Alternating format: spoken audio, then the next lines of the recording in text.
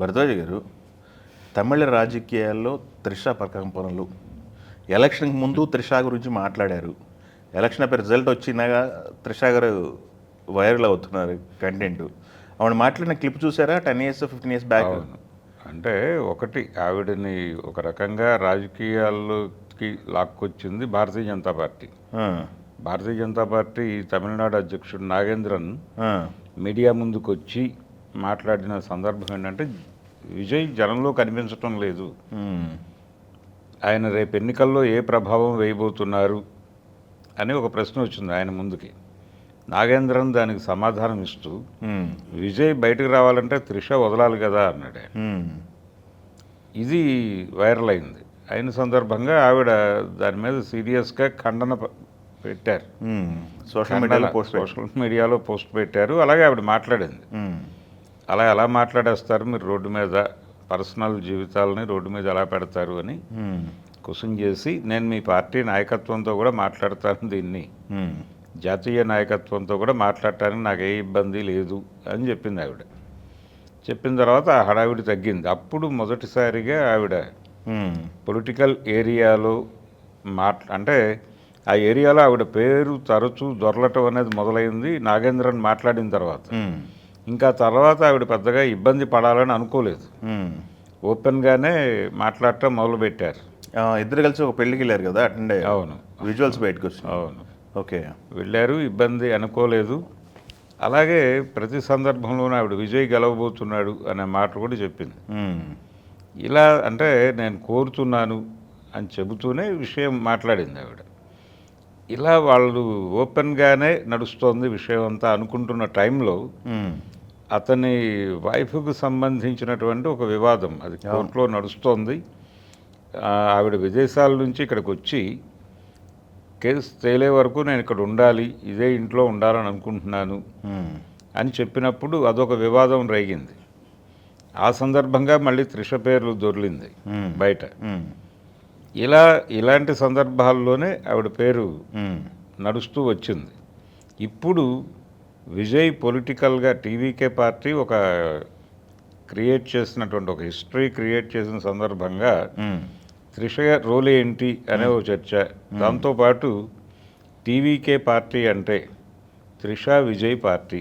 Okay okay, అంటే tea అంటే త్రిష అని, వి అంటే విజయ్ అని ఒక కొత్త అబ్రివేషన్ క్రియేట్ చేసి కూడా మార్కెట్లో వాడేస్తున్న పరిస్థితి.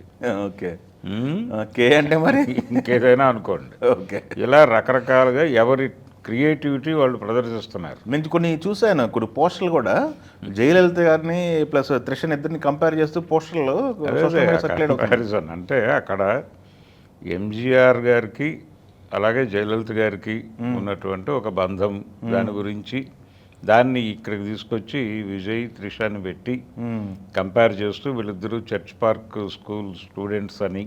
ఇద్దరు ఆ స్కూల్ స్టూడెంట్స్ ఆ స్కూల్ స్టూడెంట్స్. ఓకే, అలాగే వీళ్ళిద్దరూ కూడా అవివాహితులు, సినిమా ఇద్దరు సినిమాల్లో అగ్రస్థాయి హీరోయిన్స్, కథానాయికలుగా నటించారు. ఆవిడ తెలుగు తమిళ సినిమాల్లో నటించారు, ఈవిడ కూడా అలాగే నటించారు.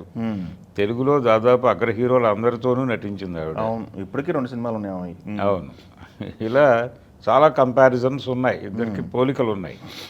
కాబట్టి ఆవిడ అమ్మగాను ఈవిడ మామీగాను పిలుచుకుంటున్నారు జనాలు. ఓకే, కాబట్టి ఆ పిలుపులకు సంబంధించిన పోలికలు ఇవన్నీ తీసుకొచ్చి మాట్లాడుతున్నారు. కానీ జయలలిత గారు పార్టీతో ట్రావెల్ ఉంది ఆవిడది. అయితే ఎంజీఆర్ పిలుపు మేరకు ఆయన ఈ రిక్షాకారన్ సినిమా తర్వాత 72లో ఆయన పార్టీ నుంచి బహిష్కృతుడయ్యాడు, డిఎంకే నుంచి. దానికి ముందు 67లో ఆయన గెలిచాడు. ఓకే, మొదటిసారి ఎమ్మెల్యేగా గెలిచిన తర్వాత 72లో బయటకు వచ్చి ఆయన ఏడీఎంకే పెట్టాలి అని అనుకున్నప్పుడు 76లో అప్పుడు ప్రభుత్వాన్ని రద్దు చేసింది కేంద్ర ప్రభుత్వం. 77లో జరిగిన ఎన్నికల్లో ఆయన గెలుపు సాధించాడు. ఓకే, ఎంజీఆర్. అక్కడి నుంచి 87 ఆయన చనిపోయే వరకు ఆయనే ముఖ్యమంత్రి. ఆ ఎరా ఇంకెవరికి రాలేదు.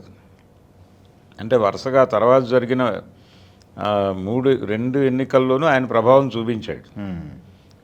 చూపించాడు. ముఖ్యమంత్రిగానే కన్నుమూశాడు ఆయన.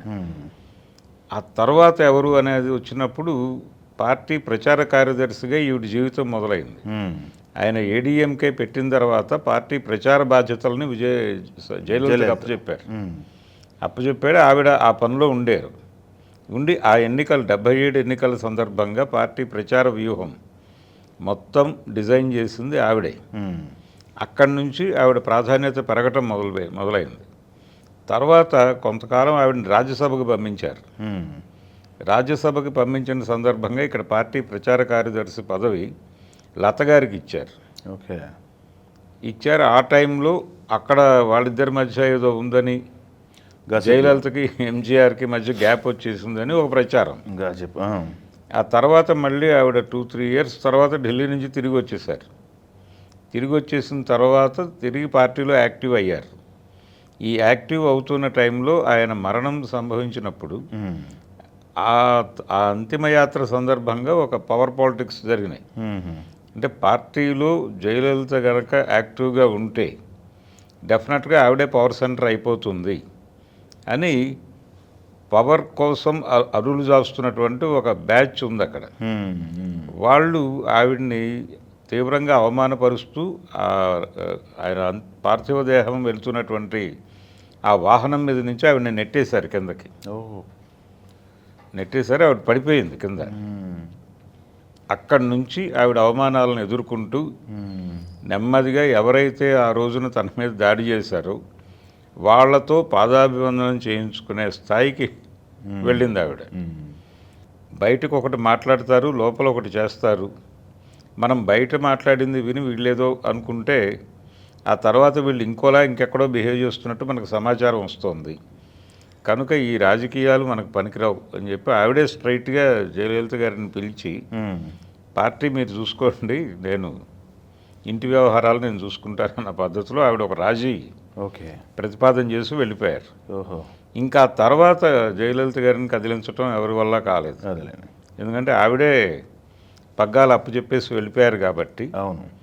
ఆ తర్వాత జరిగిన దీనిలో ఆవిడ కరుణానిధి గెలిచాడు. ఆ తర్వాత కరుణానిధి గెలిచిన సందర్భంగా అసెంబ్లీలో ఈవిడిని తీవ్రంగా అవమానపరిచారు. దాదాపుగా ఆ రోజు జరిగిన గొడవలో అదొక కౌరవ సభగా మాట్లాడతారు.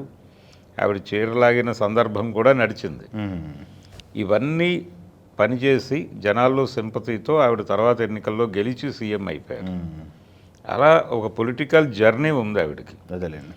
త్రిషకి ఆ హిస్టరీ లేదు. అయితే జస్ట్ ఒక పోలిక పోల్చాలంటే ఎంజీఆర్ ఆయన ఒక స్టార్ హీరో, ఈయన ఒక స్టార్ హీరో. ఆయన పార్టీ పెట్టాడు, ఆయన సీఎం అయ్యాడు, ఈయన సీఎం అయ్యాడు, అవుతున్నాడు. ఇమ్మీడియట్గా కనిపించేది ఆ రోజుల్లో ఆయన వెనకాల జయలలిత, ఈ రోజుల్లో ఈయన వెనకాల త్రిష. ఇమ్మీడియట్గా పోలికలు, సర్క్యులేషను మొదలైపోయింది. దీనికి తోడు ఆవిడెప్పుడో 10 సంవత్సరాల క్రితం వీడియో నేను సీఎం అవుతాను అని ఆ వీడియో పట్టుకొచ్చి ఇప్పుడు కనెక్ట్ చేయటం. అంటే ఆవిడ సీఎం అయిపోతే విజయ్ ఏమిటి పరిస్థితి అని. పైగా ఈరోజు త్రిష పుట్టినరోజు. ఈరోజు పుట్టినరోజు. ఆవిడ పొద్దున్న తిరుపతి వెళ్ళి వెంకటేశ్వరుడి దర్శనం చేసుకుని అక్కడి నుంచి స్ట్రైట్గా విజయ్ నివాసానికి వెళ్ళి